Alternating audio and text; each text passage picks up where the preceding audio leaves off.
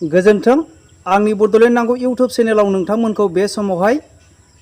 बरायनानै लाग्रोनाय थाबावबाय। आङो दिनैहाय लाबोनो सानदों BPF जों आरो UPPL मोननैजों मानो गोरोबलायनो हाया बेनि बिसय आं लाबोनो सानदों। दिनै हाग्रामा महिलारीजों आरो प्रमद बर'जों दिल्लीयावहाय एप्रिल दानावहाय सावरायबायमोन होननानै जोङो मिथिनो मोनदों। ओमफ्राय दिनै बिथांमोनहा मिलायनो बा गोरोबनो गोसो गैयामोनब्ला मानो सावरायामोन बे बाथ्राखौनो लाबोनानै आङो नोंथांमोनजोंहाय दिनै शेयार खालामनो सानबाय। नोंथांमोनहा मोजां खोनासं आरो नोंथांमोनहा बिनिफ्राय कमेन्ट खालामहर। मानि थाखाय बिथांमोनहा दिनैहाय बर'आवहाय मोनथाम मोनब्रै पार्टी जानानै थाबावदों ना जोंनो मोनथाम मोनब्रै पार्टी जानानै थानाया जोंनि बर' हारिनि थाखाय मोनसे मुलाम्फा ना जोंनि गासै बर' रायजो राजानि थाखाय खहा बेखौ जोङो सावरायलायगोन। आंनि बायदिबाथ' जोंनि बर' रायजो राजाफोरनि गेजेराव बा जोंनि बर' हारिनि गेजेरावहाय मोननै मोनथाम पार्टी जानानै थानाया बे मोनसे जोंनि बर' हारिनि थाखाय खहा। बेखौनो आं नोंथांमोननि गेजेरावहाय माखासे भिडिअ क्लिप नैबे बिक्रम दैमारी बिथांनि बाथ्रा जे फुराना बै एप्रिल दानावहाय जे बिथाङा बुंनाय बे भिडिअ क्लिपखौ आं नोंथांमोननि गेजेराव लाबोगोन। ओमफ्राय बिनिफ्राय जोङो सावरायगोन। दिनै बे सावरायनायनि गेजेरजों जोङो बिजिरनानै नायगोन जोंनि बर' हारिनि गेजेरावहाय मोननै मोनथाम पार्टी थानाया मोनसे मोजां ना गाज्रि। आंनि बायदिब्लाथ' रायजो राजाफोर बियो जोंनि थाखाय गेदेरथार खहा। मानो होनोब्ला जोङो दिनैहाय नुनो मोनो केबिनेटनि गेजेरजों माखासे फिसा फिसा जिनिसफोरखौहाय दिनै एसामिसफोरा गावसोरजों बजबै लानाय जोङो बे बाथ्राखौ जोङो मोनथिनो मोनो। जोङो नै मैया दाख्लै जे केबिनेटआव जे सावरायदोंमोन रायजो राजाफोर गरिया मरिया डिसि जला श्रिय बे मोनथाम मोनब्रै जाथिखौहाय दिनै एसामिस मुस्लिम सोनानै दिनैहाय लाबावनाय जाबाय। मानो होनोब्ला एसामिसफ्रा गावसोरजोंहाय बोजबनानै माखासे मानसिफोरखौहाय गैया खालामनानै माखासे मानसिफोरनि पावार फांसनखौहाय सेस खालामनानै दिनै गावसोर दिनै रायजो खुंनायनि आसामखौ अरायसम रायजो खुंनायनि बे टारगेटखौ हिमन्त बिश्व शर्माया लागासिनो दङ। रायजो राजाफोर नोंथांमोनहा गेदेर गोलावनाव सोंनानै ला नै मैयासो जे केबिनेटआव बिथांमोनहा जे पास खालामनानै लादों गरिया मरिया डिसि जला श्रिय बे मोनब्रै मोनबा जातिखौ बिथांमोनहा केबिनेटआवहाय एसामिस मुस्लिमाव सोनानै लाबाय। बियो जोंनि बर' हारिनि थाखाय मोनसे उनावहाय मा एफेक्सन होगोन ना जेबो एफेक्सन होआ ना जेबो जोंनि सायाव रिफ्लेक्सन जेबो फैया जेबो खहा जाया बेखौ जोङो बुजिनो मोनो रायजो राजाफोर। उनावहाय बेबायदिनो लास्टआव जोङो थाहैगोनखौ नुयो बर' एसामिस आरो मुस्लिम बे मोनथाम जिनिसखौल' थाहैगोनखौ जों नुयो। माखासे बिथांमोनहा बेबायदि लामा दोनहरबाय जे समावहाय तुरुन गगৈ खुंनाय बे समावबो गोबां मानसिफोरखौनो बागानियाफोरखौनो दिनैहाय एसामिसाव सोनाय गोबांथार दास लिरनाय मानसिफोरखौ फल' खालामनानै नाय बागानिया सुबुंफोरसोमोन। गोबां बागानियाफोरखौ दिनै एसामिसाव सोयै माखासे बागानियाफोरखौबो दिनैहाय गैया खालामनायनि बिथांमोना टारगेट खालामगासिनो दङ। रायजो राजाफोर बेयो मोनसे गेदेरथार खैसार। दिनै माखासे सावथाल जनगोष्ठीफोरखौहाय बागानियाव सोसननानै मानो दोनहरनो नागिरदों मोनसेल' थक्कल' बिसोरखौ सावथाल आदिबासि आरो बागानिया आदिबासि बिसोरखौ खालामनो थाखाय बिथांमोना सानबावाखिसै। खौसे खालामनायनि उनावहाय गासैबो दिनै बिथांमोना बर' बेबायदि खालामनो थाखाय थांखि जोंनि बिटिसिआव नुयो। नोंथांमोनहा दिनैहाय बर' आरो बर'नि गेजेराव बर'आ सोर नुजायो आरो बर'नो सोर भट होयो आरो नबसरनियानो दिनै सोर भट होयो जोंनि बिटिसिआव थानाय जोंनि बिटिआर ओनसोलाव थानाय गासै मानसिफ्रानो बेखौ मिथियो। रायजो राजाफोर बेखौनो लानानै जोङो दिनै सावरायगोन। दिनै प्रमद बर' आरो हाग्रामा महिलारी सानैजोंहाय खौसेथि जानायनि सावरायदोंमोन नाथाय दिनैहाय मानो खौसेथि जानो हायाखै बेखौनो नोंथांमोननि गेजेरजोंहाय नैबे बिक्रम दैमारीनि फंनैसो बाथ्राखौ भिडिअ क्लिपनि गेजेरजों लाबोनानै नोंथांमोनजों दिनैहाय शेयार खालामनो थाखाय आङो थाम थिम जाबाय। प्रमद बर' बिथाङा मानगोनां हाग्रामा महिलारी बिथांखौ दिल्लीयाव लोगो हमनानै खौसेनि खोथाखौ गोरबो गोसोजों गोरबो इसिंनिफ्राय जुदि बुंमारबायब्ला बेजों लोगोसे दिनै इउपिपिएलनि इएमआनो होन बिजेपिनि इएमआनो होन एमसिएलएआनो होन बिथांमोनाबो दिनै हाग्रामा महिलारीजों थांनानै खौसेनि खोथाखौनो जुदि बुंबायब्ला आरो बिनि सैथोमोनब्ला दिनै गुवाहाटीयाव हाई प्रफाइलनि व्यक्तिजों लेंहर जाहोनाय आं सासे व्यक्तिखौ सोर लेंहर होखो बिदि बुंनांगौ जाया लोगो हमनो लेंहरदोंमोन बिथाङा बुंदों नोङो सासे गुड कन्ट्रेक्टर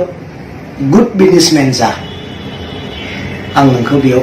सापर्ट खालामगोन बिथाङा आंखौ बुंदों बेजों लोगोसे बिथाङा मोनसे खोथा सिरियास खोथाखौ बुंबाय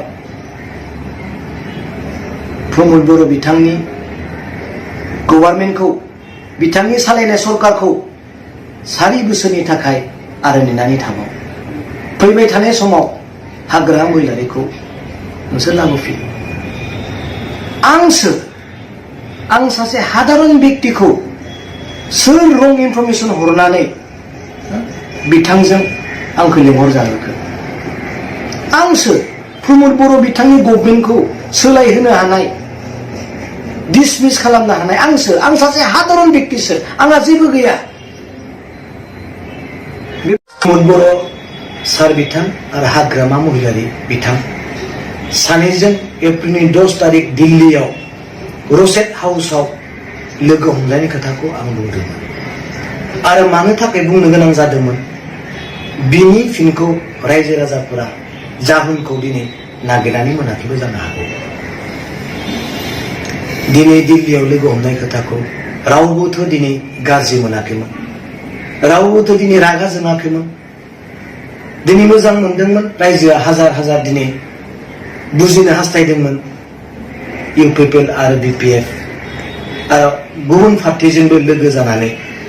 दिनै मोनसे सलुसनाव फैसिगोन नामा बेखौसो दिनै सानदोंमोन रायजो राजाफोर आङो सिगांबो बे बिथांनि भिडिअ क्लिपखौ लाबोनायनि गेजेरजों नोंथांमोनजों एसे शेयार खालामबाय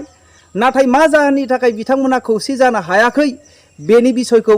फुरा नोंथांमोनहा मोनाखैमोन दिनै आङो फुरा सोरनि थाखाय दिनै हाग्रामा महिलारी आरो प्रमद बर' सानैजों खौसेथि जानो हायाखै मिलायनो हायाखै बिपिएफजों आरो दिनैहाय इउपिपिएलजों मानो मिलायनो हायाखै बिनि मेन जाहोनानो जाहैबाय नोंथांमोननि गेजेराव दिनै लाबोनो सानदों आङो दिनैहाय जे बिक्रम दैमारी बिथांखौ सिगिदों होननानै बुंदों गुवाहाटी हटेलाव लेंहरफिननानै जानो हागौ रायजो राजाफोर बिक्रम दैमारियाबो जे बे सावरायनाय समावहाय बिथांमोनजों लोगोसे दङमोन बे बाथ्राफोरखौनो पाब्लिकफोरनि गेजेरावहाय रिउमार खालामजानो गिनानै फेमास खालामजानो गिनानै बेखेवसार जानो गिनानै दिनै बिथांखौहाय दिनैहाय बिथांखौ थ्रेटनिं होनायखौ जोङो नुनो मोन्दों रायजो राजाफोर जोङो बेखौ बुजिनो मोन्दों बे बाथ्राखौनो नोंथांमोननि गेजेराव लाबोनो सानदों दिनै हाग्रामा महिलारीया दिनै खौसेथि जानायखौ हास्थायो बर'नि जे माखासे बिथाङाथ' पावारखौ लुबैयो अरायसम पावाराव थाबाय थानो थाखाय आरो माखासे बिथांनियावहाय केस जानानै दङ आरो बे केसफोरखौ गिनानै बिथाङा दिनैहाय मोनसे पावाराव फैनो थाखाय बिथाङा थामथिम जायनि फलावहाय थांनाय समावबो बिथांमोनहा माखासे जौगानायनि मुङावहाय माखासे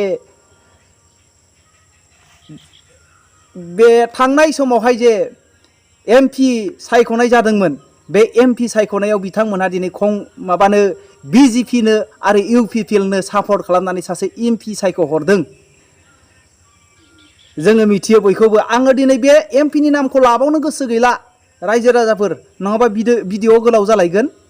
दिनै भिडिअआ सर्टकाट जानायनि थांनाय बावैसो जे जोंनि बर'आवहाय दा सासे एमपि दङ बेखौ सायख'नायावहाय बिपिएफ सरकाराबो जगदान होदों मानो होनोब्ला दिनैहाय प्रमद बर'हा जाथिमिननि एसेब्लाबो जाथिमिननि सेन्टिमेन्ट दङ दिनै आङो प्रमद बर'नि बिथांखौहाय दिनै सोंखारिनो थाङाखै सोरबा इउपिपिएलखौ आङो सोंखारिनो थाङाखै सोरबा बिपिएफखौ आङो सोंखारिनो थाङाखै नाथाय जोंनि बर' रायजो राजाफोरनि गेजेराव मानो खौसेथि जानो हायाखै आरो नोंथांमोना कमेन्टनि गेजेरजों बुंहर खौसेथि जायालाफैनो थानाया मोजां होननानै दिनैहाय मानो बिक्रम दैमारीखौहाय बेबायदि बाथ्राखौ रिउमार खालामजानो गिनायनि बाथ्रा जों बिथांखौहाय हटेलाव मानो सिगिसौ खालामा आरो बिथांखौ दिनैहाय मानो बादा होआ बेनि मेन ओंथियानो जाहैबाय दिनैहाय माखासे बेकग्राउन्डआवहाय BPF खौ सालायनाय आरो BPF जों सापर्ट खालामनाय हाग्रामाखौ सापर्ट खालामनाय हाग्रामानि जे सिङावहाय जे मेसिन जे गाबग्रा बे माखासे गाबग्रा मेसिना दिनैहाय माखासे सुबुंफोर दङ रायजो राजाफोर दिनैहाय माखासे सुबुंहा UPPL जोंहाय गोरोबलायोब्ला माखासे मानसिफ्रा नेक्स्ट फिउचारावहाय गावसिनि पावारा थानाय नङा आरो गोमालांसिगोन गावसोरखौ बावलांजोबसिगोन बे साननायनि गेजेरजोंहाय माखासे दैदेनगिरिफ्रा दिनैहाय UPPL जों गोरोबनो थाखाय सानाखै आरो प्रमद बर'जों आरो दिनैहाय हाग्रामा महिलारिजों गोरोबनायखौ हामजायाखै बिथांमोनहा दिनैहाय सानदों दिनै जुदि बिथांजों गोरोबोब्ला UPPL जों गोरोबोब्ला आरो बेबायदिनो BPF मोननैजों गोरोबोब्ला जोङो नेक्स्टआवहाय पावारखौ थानाय नङा बिथांमोनहा सावरायदों बे सिङावहाय जोङो बयबो मिथियो साननानै नाय रायजो राजाफोर दिनैहाय जुदि UPPL जों BPF जोंहाय दिनै खौसे जायोब्ला माखासे लिडारफ्रा मुलाम्फा गैया बिथांमोना बिनि थाखायनो दिनैहाय माखासे बाथ्रा बानसावनायनि गेजेरजोंहाय बुंनो थांदों दिनै हसा नंगौ थार दिनै हाग्रामा महिलारिजों सावरायनाय आरो प्रमद बर' सानैजों सावरायनाया जोङो बयबो मिथिगौ रायजो राजाफोर ब्रिकम दैमारिनि जे बे बाथ्राजोंनो जोङो मिथिनो मोनो दिनैहाय बेखौहाय बादा होनाय मानसिफोरा सिङाव सोर दिनै BPF खौ दैदेननाय माखासे मेलेमजिबि मानसिफ्रा सोर जोङो बेखौ मिथिनो मोनो रायजो राजाफोर दिनैहाय सौराम बसुमतारी चन्दन ब्रह्म आरो खाम्फा बरगयारी बिथांमोनहा दिनैहाय नेक्स्टआवहाय जोंनो सरकार दाफिननो हागोन रायजो राजाफ्रा जोंनो खौसे दङ बे टारगेट आरो थांखि बिथांखिखौ लानानै दिनैहाय UPPL जोंहाय बिथांमोनहा दिनै बर' रायजो राजाफोरखौ साननाय गैया बेबायदि बर' रायजो राजाफोरनि गेजेराव बेबायदि बिथांमोनहा खावथाम खावब्रै दोननाय बेबायदि दैदेनगिरिफोरखौ जोङो दोनबाय थायोब्ला पावाराव जोङो लाबोयोब्ला जोंनि थाखाय बेसेबां खहा रायजो राजाफोर बेखौ बुंहर बेखौ कमेन्ट खालामहर दिनैहाय सौराम बसुमतारी चन्दन ब्रह्म खाम्फा बरगयारी बिथांमोनहा दिनैहाय UPPL सरकारजों जुदि हाग्रामा महिलारिया लोगो लानानै दिनैहाय BPF खौ जोगारफैयोब्ला दिनै बिथांमोनहा पावारा गोमालांगोन बेखौहाय बिथांमोनहा सिन्था खालामनानै दङ जायनि फलावहाय बिसोरो दिनैहाय UPPL जोंहाय BPF जों गोरोबनायखौ हामजायाखै रायजो राजाफोर बेबायदि मानसिफोरखौनो नोंथांमोनहा लुगैबावो नामा जुदि बिथांमोननि जायगायावहाय सोरबाफोर गसङोब्ला बेनो भट होनानै देरहाहर रायजो राजाफोर बेबायदि मानसिफोरनो भट होनानै देरहानायनि मुलाम्फा गैया जोङो जेखि पार्टियानो जा आङो दिनै नोंथांमोननि गेजेराव बुंहरो रावखौबो आङो बुंहरा आङो UPPL निबो नङा आङो बबेबा BPF निबो नङा रायजो राजाफोर आङो गेजेरनि जानानै बे बाथ्राखौ दिनै बुंदों मानो होनोब्ला दिनैहाय जोंनि गेजेरावहाय गोबां समावहाय बिथांमोनहानो सिङाव थानानै बेबायदि माखासे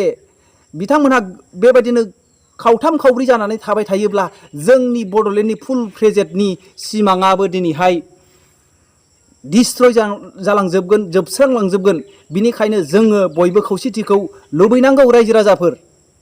दिनैहाय जोङो नायदो आङो दसे सिगाङावबो बुंबाय एसामिसफोरा गावसोरजों लोगोसे गावसोरखौ पावारफुल खालामनो थाखाय दिनै गरिया मरिया डिसि जला सरि श्रिअ बिसोरखौ गावसोरजोंहाय दिनैहाय एसामिस मुस्लिम सोनानै लाबाय जोङो बेखौ एसामिस मुस्लिम बेखौ बुजिदो दिनै राज खालामनायनि थाखाय माखासे मानसिफ्रा बेबायदिनो दिनै बर' हारिनि गासै गेजेरावहाय जोङो दिनै साननैसो सिगां जोङो बे भिडिअखौ आङो डिटेल्सखौ लाबोगोन रायजो राजाफोर साननैसो सिगां बेबायदिनो माखासे मानसिफोरखौबो सिङावहाय ST सोखुमानानै लालायबाय रायजो राजाफोर केबिनेटआव सावरायनायनि गेजेरजों बेफोर गासैबो फिसा फिसौ खामानिखौ बिसोर केबिनेटआव सावरायनायजोंनो गासैखौबो मावगासिनो दङ बबेबा एसेम्ब्लियाव सावरायनानै बबेबा एगेन्स्ट पार्टिफोरनि बाथ्राखौ लानानै दिनै बिथांमोनहा दिनै बेबायदि माबाखौहाय खामानिखौ मावाखै दिनै हेमन्त बिश्व शर्माया गावनि पावारजोंनो लानानै दिनै ट्राइबेल मानसिफोरखौ फोजोबस्रांनायनि बर' हारिखौ फोजोबस्रांनायनि बेबायदि खैसारखौ लागासिनो दङ नाथाय माखासे मानसिफ्रा गावनि पावार आरो गावनि मासिखौ लुबैनायनि गेजेरजों दिनै खौसेथि जानो लुबैयाखै रायजो राजाफोर स्टाडि खालाम जाय सुबुंफ्रानाखि दिनै बर' रायजो राजाफोरनि खौसेथि जानाय बर' लिडारफोरनि खौसेथि जानो नागिरनायफोरखौ दिनै होबथादों बेबायदि मानसिफोरखौ जोङो लिडार होननानै एक्सेप्ट खालामनो नाङा रायजो राजाफोर आंनि बे अपिनियन रायजो राजाफोर बिनि थाखायनो आङो दिनै बे भिडिअखौ लाबोनो गोनां जादों रायजो राजाफोर बयबो जोङो खौसेथि जानानै जुदि दावगायोमोनब्ला जोङो नैबे बिटिआर सुक्तिनि गेजेरजोंनो बे जानाय समावनो जोङो फुल प्रेजेन्ट जोङो बड'लेण्डखौ मोननो गोनां जायोमोन नाथाय दिनैहाय मानि थाखाय आङो दिनै बेखौ बुंनो थाङा दिनै बिटिआर सुक्तिजोंनो